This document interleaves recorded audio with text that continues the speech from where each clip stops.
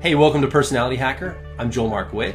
And I'm Antonia Dodge, and today we're going to talk about the Myers Briggs personality type, INFJs. We're going to do a little bit of a riff on it. We're not going to go super deep dive, but we just kind of want to talk about a bit of an overview of this type and some of the things that they deal with. So in the Myers Briggs system, this is the INFJ. In the Genius system that we use, it is perspectives, harmony.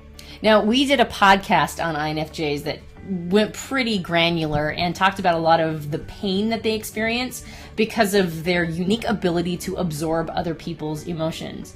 Now, what's really interesting is that the only other type that even comes close to this is the ENFJ, but even they don't hold a candle to the amount of what we call psychic garbage that INFJs pick up. And it's pretty amazing how they do this. In fact, some of them have gone into, professions like being a medium or reading other people's auras because they pick up so much from other people. And even INFJs that maybe don't feel comfortable with that component, they know that when somebody else is around and is experiencing something that is a very strong emotion, the INFJ will sort of absorb it as their own. They might be feeling one way one second, say in a restaurant. Somebody walks in feeling grumpy, and all of a sudden they feel grumpy, and they might not even know the person or even have acknowledged that a person who's grumpy walks in. And they're like, why am I feeling grumpy all of a sudden? They'll look around the restaurant and, oh, sure enough, there's that dude. He walked in, he's really, really grumpy, and then all of a sudden I'm feeling it. Yeah. So this is a really unusual ability that they have, and it's not shared by any of the other 15 Myers Briggs types. Yeah, and this sensitivity, can lead toward ESP and understanding things like that, but also the healing arts or the helpful arts. Counselors, people who coach, people who are able to be therapists and understand the human condition, understand how people really emote, how their hearts work. I think these people really get this at the core level. Yeah, they lead with an intuitive process. Now, when you look at the breakdown and say the car model of the INFJ personality type, or what is technically called their cognitive functions, when you look at that, they actually lead with their intuitive process, which is why they pick up so much unconscious pattern recognition. This is a big part of why they pick up other people's emotions as well. But they lead with an intuitive process. So their decision-making process, which is a feeling process, is actually supplemental. In the car model, that would make their intuitive process the driver, and their decision-making process of feeling their co-pilot.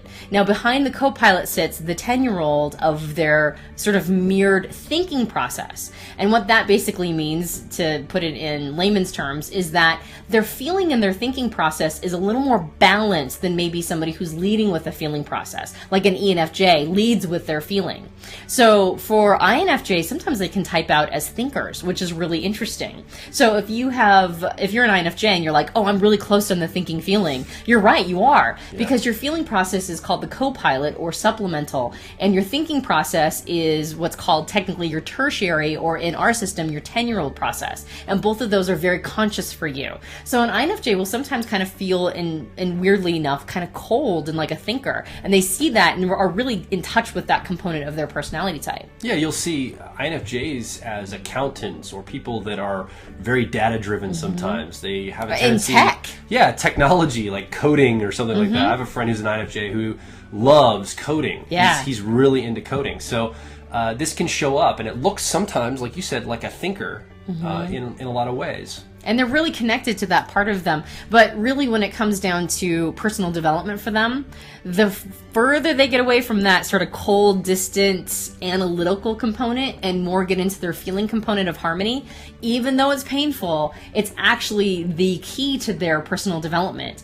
We use the phrase, the way out is through. And the more you master that feeling component, if you're an INFJ, which we call harmony, the more you master that piece, actually the better it gets for you. So one of the really great things that we recommend people do is they go to the Personality Hacker website and they take their Genius Style assessment.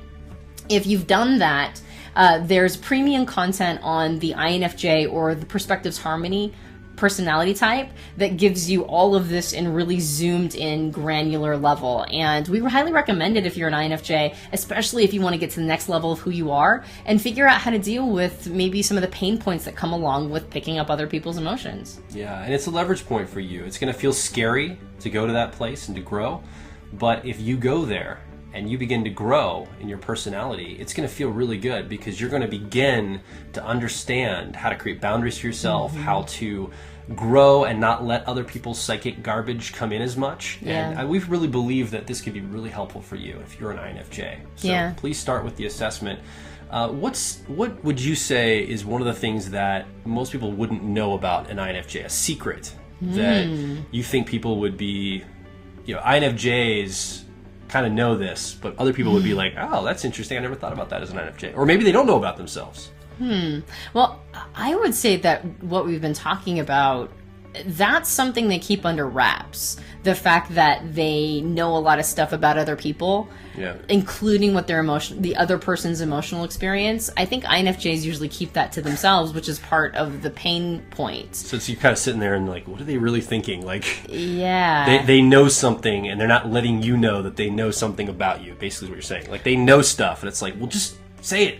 Well, I would say that most people don't even know that the INFJ knows this about them. Like, they don't recognize that the INFJ has access to a lot of information that even the INFJ themselves don't know how they know.